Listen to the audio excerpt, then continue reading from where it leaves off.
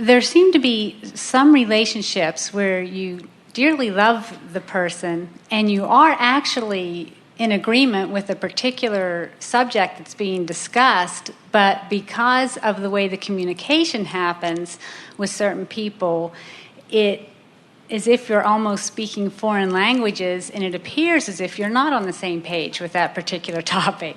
And I'm really desiring to improve that, with someone that I'm very close to. When we're communicating, it just seems like I think we're saying the same thing, but we upset each other because it's not coming through clearly. Well, here's the thing that you have to always remember. No matter who you're looking at, there are aspects of them that you could look at which would cause you to disconnect or widen your gap. And there are aspects of them that could cause you to close your gap. That's why we said earlier, what is it that I'm thinking about you that has me not being who I really am? So if you let them get your goat, in other words, if you focus in a way that gets you disconnected, now you can't communicate because you've got split energies going on. But if you maintain your connection with who you are, no matter what they're saying or what they're believing, now you're offering this aligned energy. And what you say makes more sense, first of all, and whether they go along with it or not, you don't feel the discord, because it's never, this is the thing that we so want you to hear, it's never them not understanding or them not agreeing with you that is the problem. It's you letting what they think separating you so you're not in agreement with you that is the problem. Don't you love that? That is so right. Haven't you noticed that when you really know something and somebody else doesn't know it, but you really know it, you don't mind them not knowing it? In fact, you're sort of almost amused by them not knowing it. You're thinking, well, I know it, and pretty soon you'll know it, and words don't teach anyway, so it's enough for me to know it.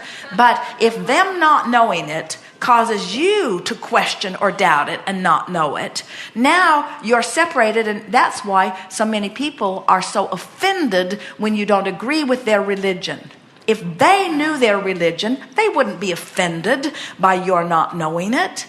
But the reason they're so offended is because your doubt makes them doubt. And it's their split energy that's making them mad at you, mad enough that they need to kill you. You've made me doubt my religion, so you must die. And I will not be able to not doubt my religion until all the doubters are dead.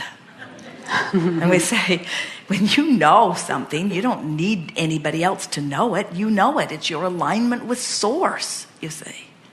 That really clarifies a lot for me. So if you find yourself having a hard time communicating with someone, say to them, I'm not being clear.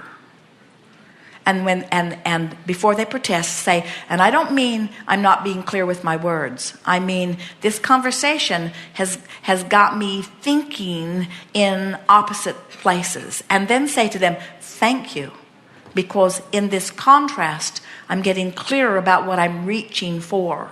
And then end the conversation. Never proceed with a conversation that is off on the wrong foot. That's what we were saying to the very first person we were talking to today. When you take action before you've lined up energy, there's not enough action in the world to make the difference. You can't find the words. But when you're tuned in, tapped in, turned on, you're inspired to the perfect words. And you know, a teacher is only as effective as his ability to understand where his student is. So a communicator is only as effective as her ability to understand where the person is that you're trying to communicate with. If you're over here with all the knowledge in the world and you're trying to talk to somebody who's nowhere near it, and you're talking over here and they're over here, they're not hearing you anyway. In other words, that's like 6:30 a.m. and 98.7 FM. The frequencies aren't matching up. Nobody's getting anything about it. And so you must understand where your student is, or where the person you're communicating is, and then you get closer to them so that you can call them closer to where you want to be. But then you don't want to do that often, because then you say, well, here I am over here in my clarity, and here they are over there in their confusion. So I'll just go over here. Oh, now I'm confused. And we say, should have stayed over there in your clarity. You say, yeah, but they couldn't hear me, so I thought I'd just go get them. And we say, looks like they got you. So the most important thing to remember is stay tuned in, tapped in, turned on. It's not your job to teach anybody else anything. Life will teach them. Teach to the clarity of your example. If you're having a hard time communicating with someone, don't communicate with them. It's a waste of words anyway.